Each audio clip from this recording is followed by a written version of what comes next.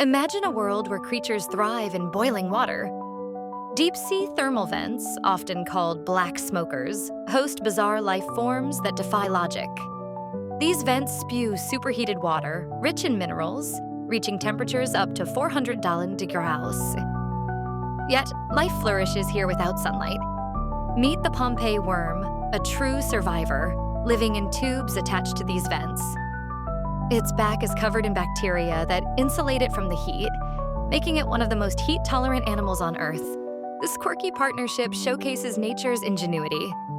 Like, comment, and subscribe for more fascinating stories like this.